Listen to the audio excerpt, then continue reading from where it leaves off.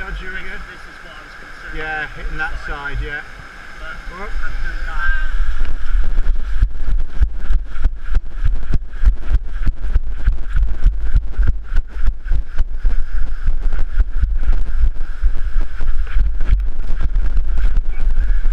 AD, rope! Rope! Grab the rope, let go of the boat. Come on, back me up, spoons, grab a buoyancy. This was certainly no training exercise, but my ability to swiftly bring AD across to safety was down to me having received some very good training in the past. Indeed, this whitewater safety and rescue training was a course that some of my team had completed only a few days before. We'd started in somewhat more gentle conditions, but these weren't going to stay so gentle for very long. For me, this would be something of a refresh and an opportunity to grab some interesting video, of course. But for my team and paddling partners, this would be all new and it's important training. Here I jumped in for the training provider, Ray Goodwin, my good colleague Ray Goodwin, to demonstrate the basics of using a throw bag.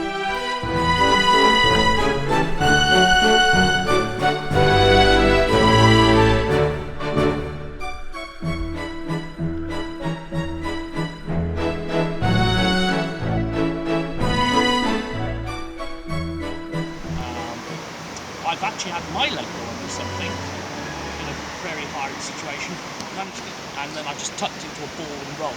It was a class 4 high volume in the Alps, very steep. Took an element. If we're going over a ledge, I'll keep my ass up as well. I don't want to hit my ass. Generally, I'm going to come down with my feet out in front of me to protect me. If I'm going to hit a rock, and I know I'm going to hit it, I can actually place my feet against it, crumple a bit, and then push off to the side. So I'll decide which way I'm going. Lots of things you can see mask. Time to get in the water for everyone. Too late, you never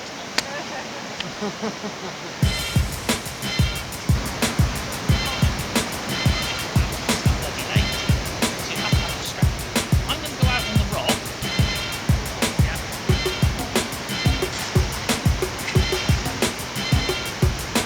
Stand there. No force. All the force is from the rock. First, some swimming exercises in what was pretty cold water. My eyeballs hurt.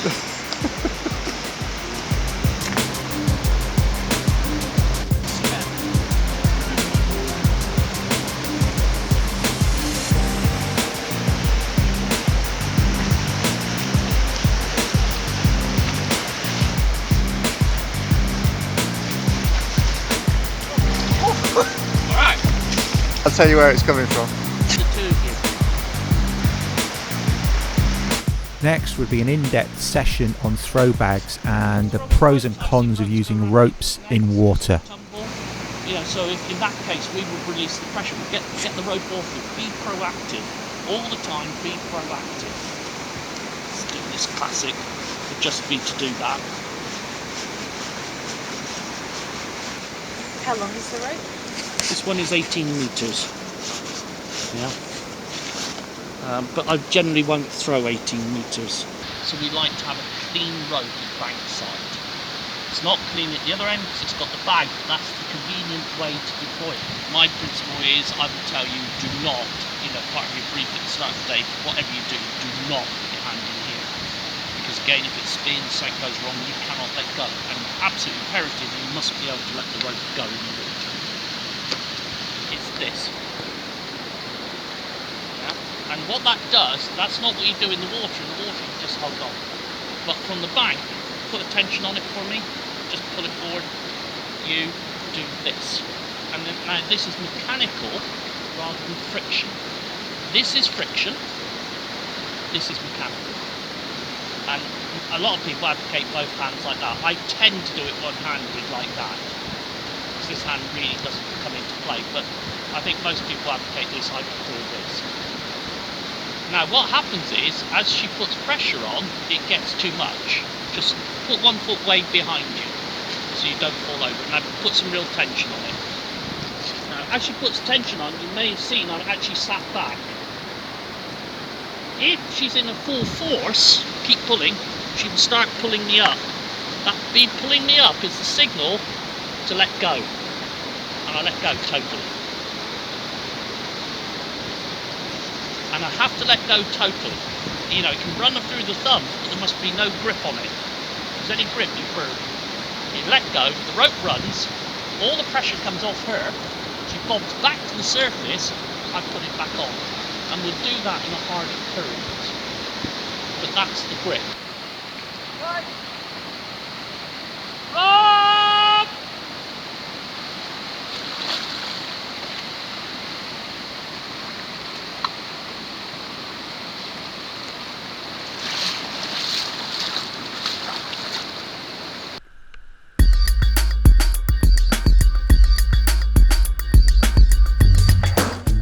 Before being let loose on the river, there was a little bit of car park practice. Here's my run being the victim being rescued. Good throw from Amanda.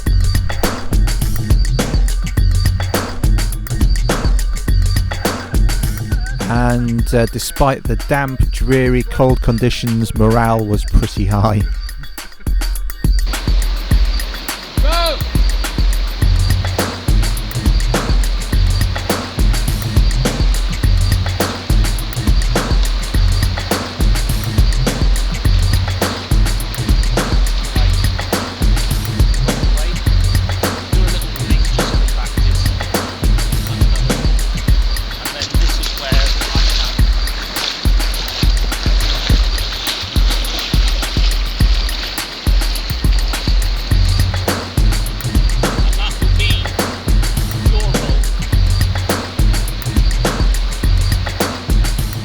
Skills such as these are best embedded through repeated practice, and there was plenty of opportunity over the 2 days of training.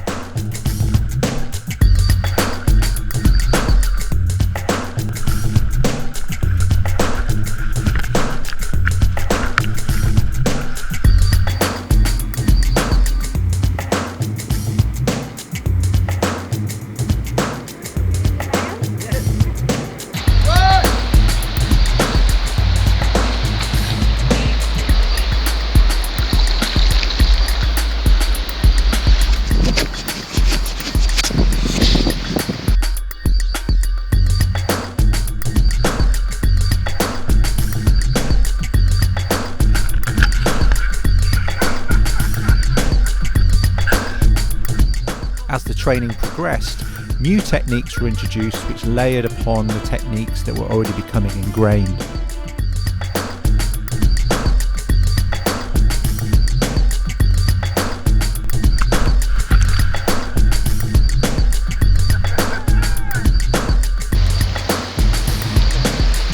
This is not to help him, it's like this. I think we need a sequence of Stuart cuddling men photographs. Gemma would love that. Yes, mate.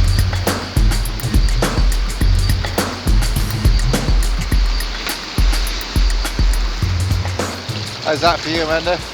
Oh, yeah, it was good. I thought I would feel a bit more pushed under and drowned, but no, you did it very well. Oh, thank you very much. Thank you very much. Yeah, it was good. Yeah.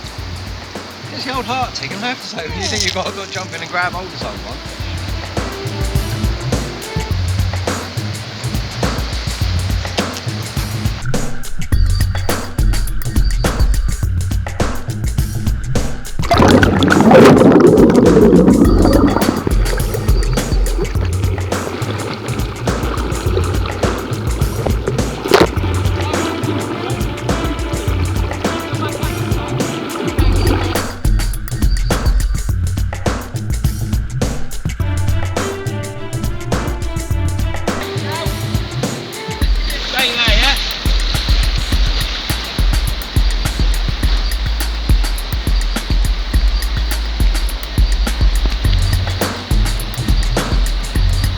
Here, Ray plays an injured casualty stuck on a rock in the middle of the river.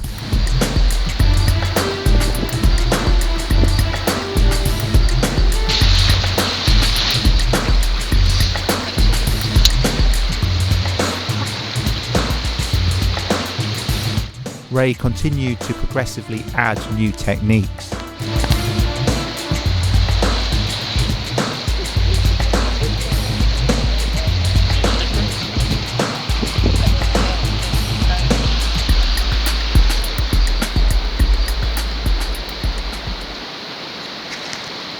Now my turn to demonstrate some techniques here, some ways of getting across water.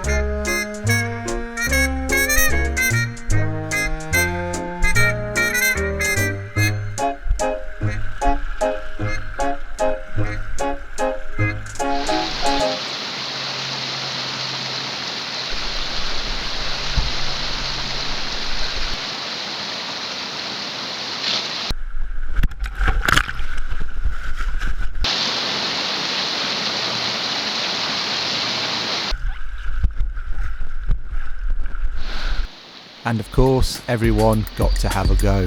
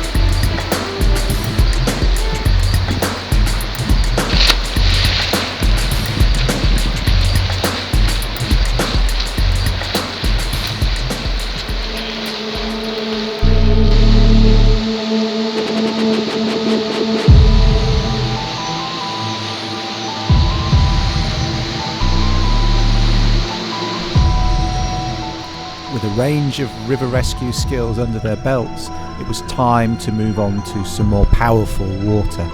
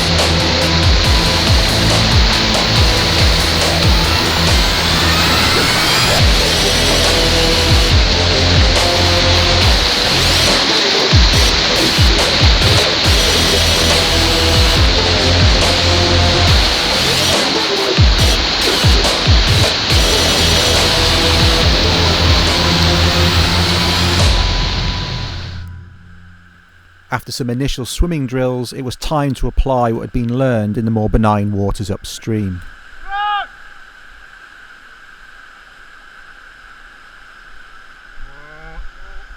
He's got it, get ready. Right, release. Move.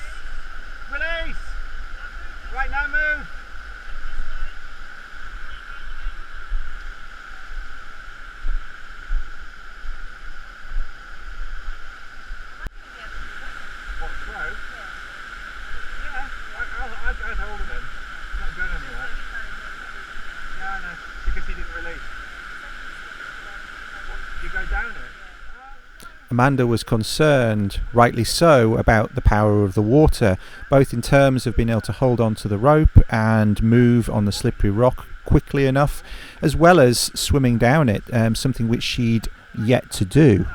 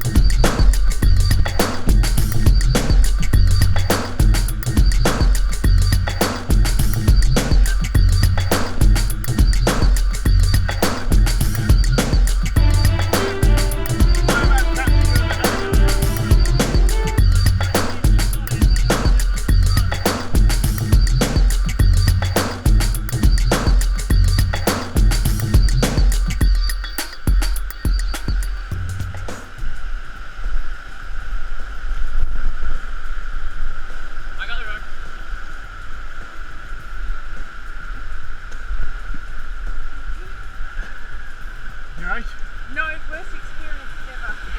The worst one ever. I nearly drowned as a kid, and that was exactly what it was like. Ooh, no, I shouldn't have done that one. I was maybe scared of the water. You did alright. You did good. It's alright, man. You did good. Despite a bad experience as a child of nearly drowning in Australia, Amanda had done well, and the group's final challenge was to set up a live bait rescue in this powerful water.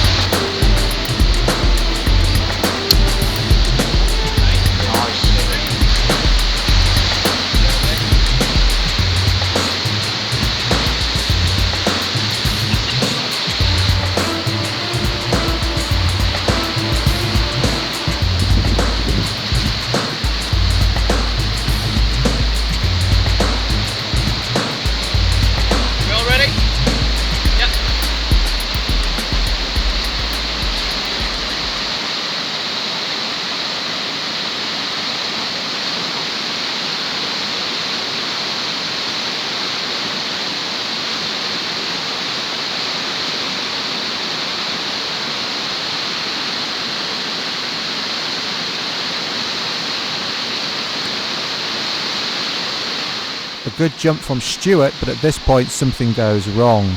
Stuart's harness is released and they're off down the rapids, unbeknownst to them not attached to the rope.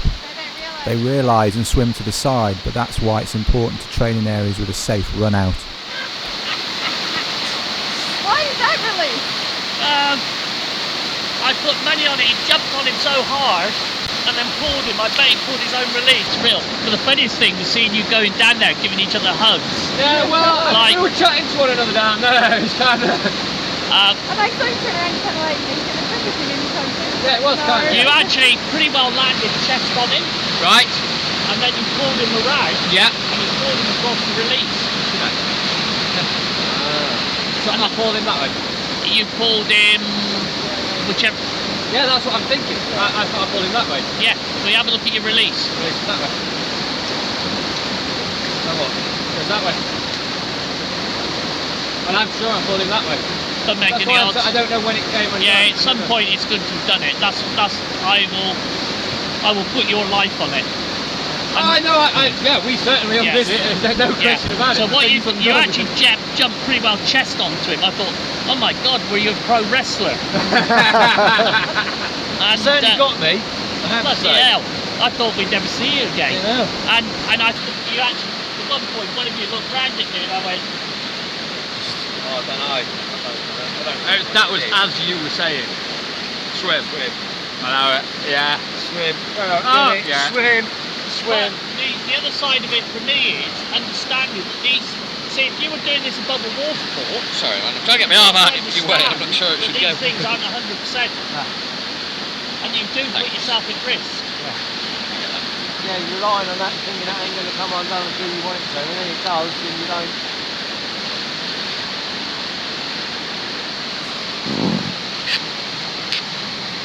I'm gonna. Because there's a lot of force. You could go a little further if you wanted. You could if you wanted. There's a lot of force in there. Yeah. So I'm going to put it through there once. That won't slow it down coming undone. Just got a bit more friction assistance.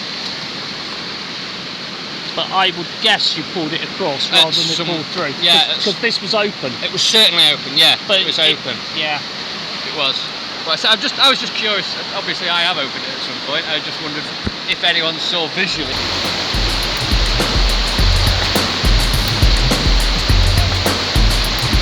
Take 2, and Spoons is ready to come down the rapids again.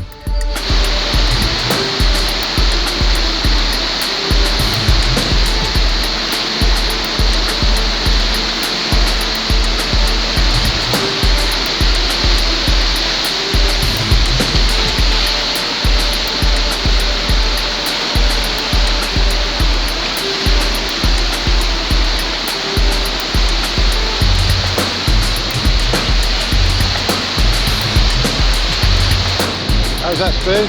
Yeah, exciting.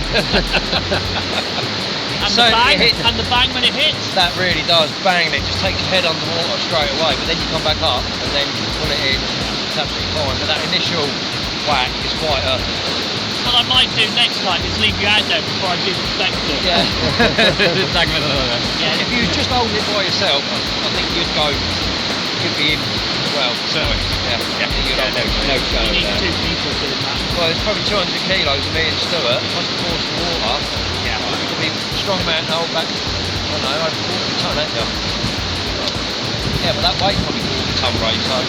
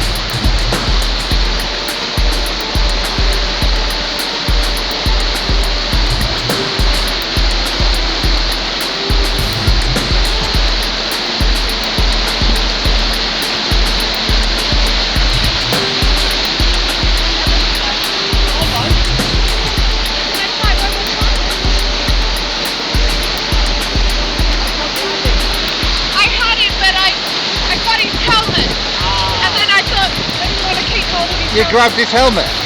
Yeah, that's why it used to be really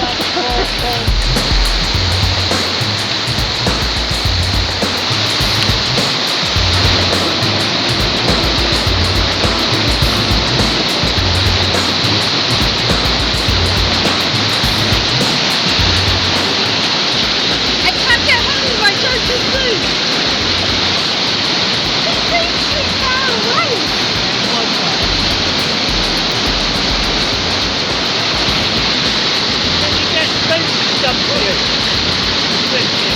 Did I do something wrong there? I think you were Am I not jumping far enough? He just seemed too far away. one far away.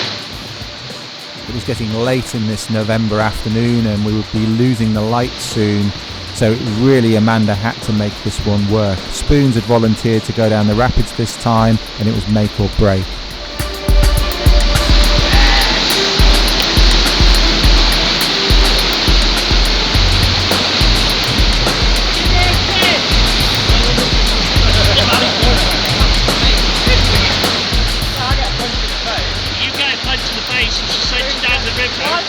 She turns him round, does it face to face.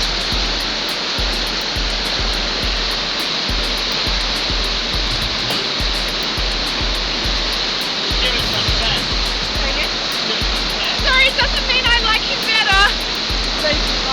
Give me 30 I'm going to grab you as much as you can grab me then.